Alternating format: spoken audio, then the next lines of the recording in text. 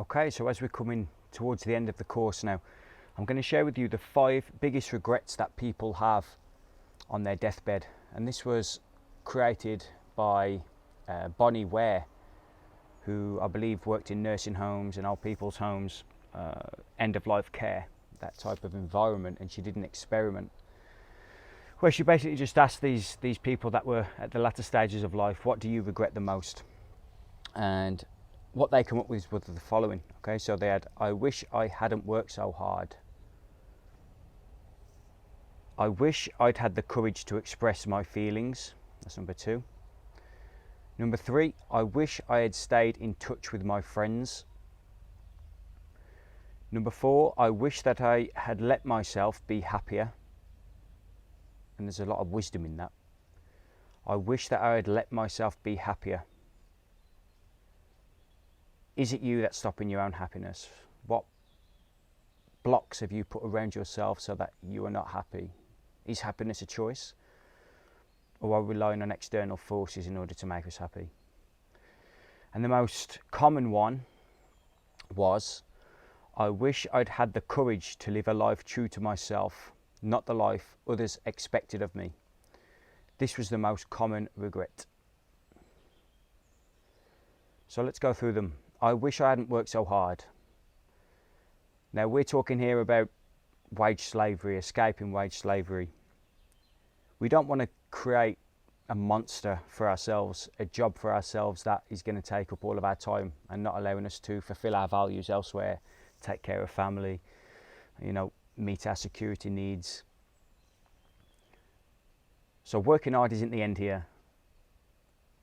I think we can all look back on our time in our working life and say, yep, we could have done a few less hours and had the same impact if we were just wiser and smarter with our time. Number 2, I wish I'd had the courage to express my feelings. It's very difficult for men, I know from experience, that expressing feelings, especially in the West, is sort of driven out of us at an early age. I'm not suggesting we should all go around crying and have men crying everywhere and whatever, but expressing feelings is an energetic release and can release you from your self-imposed bondage. Expressing feelings also is expressing your thoughts, providing you're not harming anybody else. Number 3, I wish I had stayed in touch with my friends. An exercise that I do now is message one person per week that I haven't spoken to for a number of years. You'll find them on your notebook, old business associates or friends from school. If you need to apologise to anybody for anything that you think you might have done to upset them, that's a great way of getting back in touch. Just meeting someone for a coffee in the weekday, that's great as well. Excuse the scooter. The next one, I wish that I had let myself be happier. As I said, is happiness a choice? Does anything need to happen outside of us in order to be happy? And is happiness the end in itself, or is happiness a byproduct of doing what we want to do in life and building a good life for ourselves?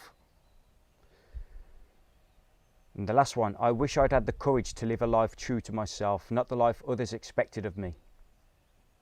And as mentioned, this was the most common regret. I wish I'd had the courage to live a life true to myself, not the life others expected of me. How many of you are working jobs, living a life that your parents pushed you into, or society moulded into you? I'd suggest probably over 90% of the people who end up watching this course will be that way. How courageous can you be to step outside of that now, break free of the crowd, which is essentially society, friends, family, who've got beliefs and opinions of their own to what you should be doing, putting their opinions onto you, their beliefs, their values onto you. How courageous can you be to step outside of that, work on your inner game, your inner reality, and transcend that? The book is called Top 5 Regrets of the Dying by Bonnie Ware. I highly recommend reading that. I'll put a link to that in the show notes. Thank you. Go back through this again. If you are not going to buy the book, go over them again, maybe journal on them, think about them deeply. Okay, I'll see you in the next video.